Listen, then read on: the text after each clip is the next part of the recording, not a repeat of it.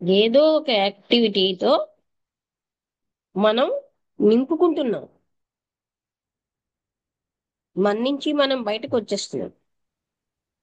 అవునమ్మా, అవునమ్మా. మనదైన స్థితిలో ఉండలేక ఎస్కేప్ అయిపోతాం. అమ్మా, అవునమ్మా.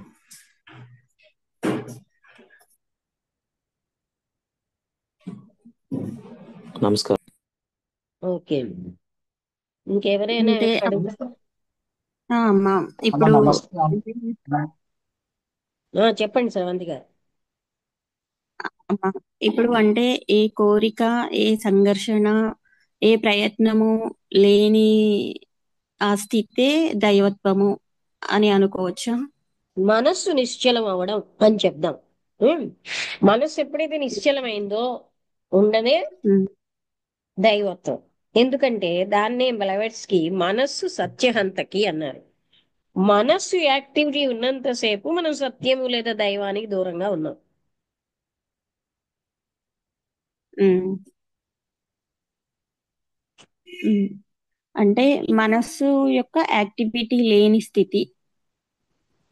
యాక్టివిటీ లేని స్థితి ఉండాలి అంటారా? అది అంటే అది నిశ్చలం అవ్వాలి. ఉమ్. అంటే కోరిక, విల్ పవర్ ఇవన్నీ మనస్సు యాక్టివిటీలే కదా. ఉమ్. ఇప్పుడు నేను అనేది మనసు అనేది ఒకటే అని అనుకోవచ్చా? అంతే కదా, మనస్సు నిర్మించిందా నేను. ఉమ్. అంటే మనస్సు ఇప్పుడు చేసిన నీ నేనే గాని నేను ఎక్కడున్నానండి. ఉమ్. మనస్సు నుండి క్రియేట్ అయ్యేది నేను. అవును. ఉమ్. అందుకనే నేను మూలంలోకి వెళ్ళాలన్నా మనస్సు మూలంలోకి వెళ్ళాలన్నా ఒకటే. ఆ మూలంలోకి వెళ్తే ఆ మనస్సే లేదు అక్కడ. ఉమ్.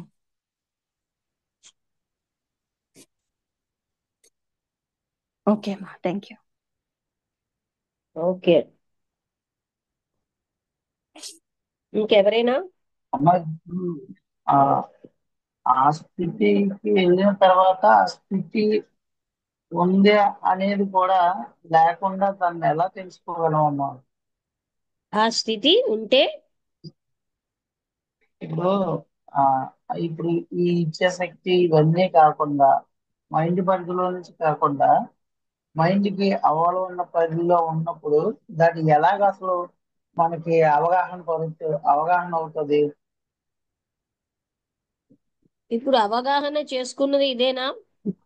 ఏదైతే అవగాహన చేసుకుంటుందో దాని పని లేదు అని తెలిసాక ఏమంటారు, అది యాక్టివ్ గా ఉండడం అవును. ఆగుతుంది కదా. దాంతోటే పని ఉందంటేనే కదా దాన్ని తెస్తాం. అది అంటే పనికిరాదు అని ఉడుకులు తెలిసాక పరుగులు మనస్సుని అలాంటివి ఉపయోగించాం కదా. అవును. పదే పదే జ్ఞాపకం చేసుకోవాలి మనస్సుతో పని అవ్వదని.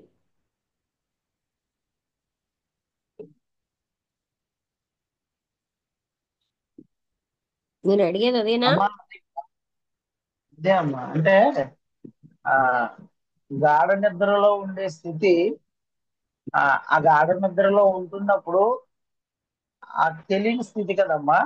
ఆ స్థితి ఈ బాహ్య ప్రపంచంలో ఉంటున్నప్పుడు ఆ స్థితిని ఎలాగా అవగాహన పరుచుకోగలము అది నాకు వచ్చినమ్మా. గాఢ నిద్రలో అప్పుడంటే తమస్సు అనే దాంతో కవర్ అయిపోయింది. ఉమ్, నిద్రాస్థితితో కవర్ అయిపోతుంది కదా. అవునమ్మా, అవును. ఎరుకలో అని అంటే మనస్సు నిశ్చలం చేస్తేనే.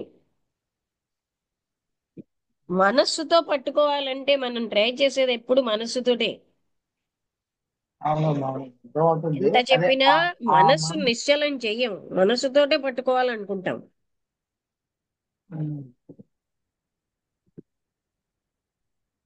అందుకు అంటే అది మన ప్రయత్నంలో మనస్సు ఉంది అంటారు. ప్రయత్నంలోనే మనస్సు ఉంది. కరెక్ట్. ప్రయత్నించేవాడు ఉన్నాడు, మనస్సు ఉంది కదా. ఉమ్. అవునా. ఉమ్.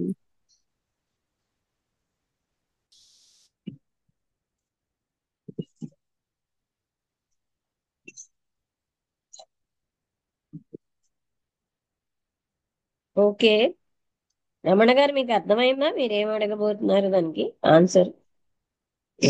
అర్థమైందమ్మా. అది ఇచ్చే శక్తి కూడా ఆ అది కూడా లేకుండా ఉన్న స్థితిలో ఉండాలి అన్నారు కదా.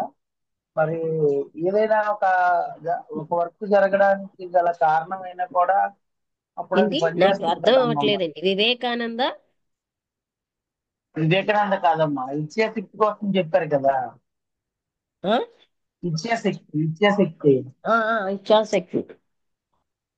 ఇచ్చే శక్తి కూడా అది కూడా ఆలోచనలో నుంచి పుడుతుంది అన్నారు కదా. అంతే కదా, గట్టిగా ఇచ్ఛాశక్తి పెట్టామనుకోండి, నేను అనే పవర్ పెరిగింది. ఉమ్. ఇది ఎంత విచిత్రం అంటే అన్ని ఆ బలంతో పొందగలం. ఆ నేను బలమే అడ్డు ఇక్కడ. ఓకే అమ్మా.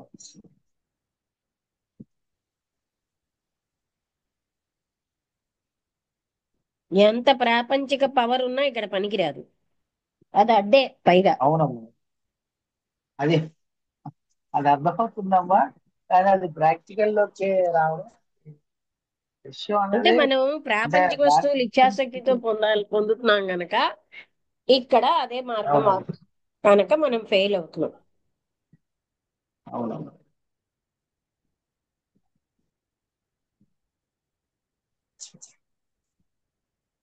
ఓకే, ముగించేద్దామా? ఇంకెవరైనా ఓకే అమ్మా. మాట్లాడతారా? శివ, మీరేమైనా మాట్లాడతారా?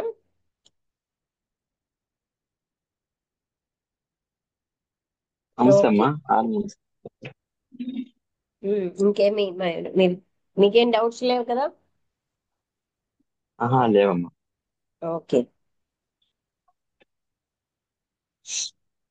అందరికీ నమస్కారం. ముగించేస్తున్నాను. ఈ టాపిక్ ఇక్కడితో అయిపోయింది. నమస్తే అమ్మా. నమస్తే అండి.